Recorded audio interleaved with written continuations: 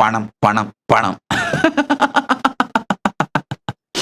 சொத்து, எவ்வளவு சொத்து வச்சிருக்கீங்க, கைலாசத்துக்கு எவ்வளவு சொத்து இருக்கு, எவ்வளவு சொத்து வச்சிருக்கீங்க, பேங்க் பேலன்ஸ காட்டுங்க. இதை பல்வேறு விதத்துல வேற வேற வேற வேற வேற கோணத்துல வேற வேற ஆங்கிள் இது சார்ந்த கேள்விகள். இதுல சில பத்திரிகையாளர் என்ன நினைக்கிறாங்கன்னா, அவங்களாவே ஒரு புரளி கிளப்பி விட்டு வதந்தி கிளப்பி விட்டா நான் அதுக்கு விளக்கம் கொடுக்கறதுக்காகவாவது பதில் சொல்லுவேன் அப்படின்னு நினைச்சு பல்வேறு விதத்திலே இது சார்ந்து கேள்விகளும் சந்தேகங்களும் என்னை நோக்கி எழுப்பப்படுகின்றது. இதை பற்றி ஒரு தெளிந்த விளக்கம் சொல்லிவிடுகின்றேன், கேளுங்கள். அதாவது எக்கானமினா என்ன, கைலாசாவோட எக்கானமினா என்னன்னு சொல்லிடுறேன். அதுக்கு பிறகு உங்களுக்கே இது மொத்தமா புரிஞ்சிடும். சோ முதல்ல கேளுங்க.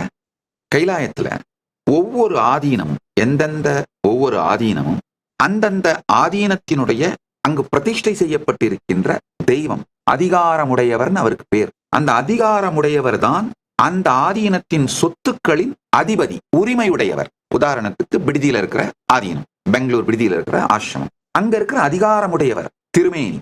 அந்த தெய்வம், அந்த மூர்த்தி தான் அந்த சொத்துக்கு உரிமையுடையவர்.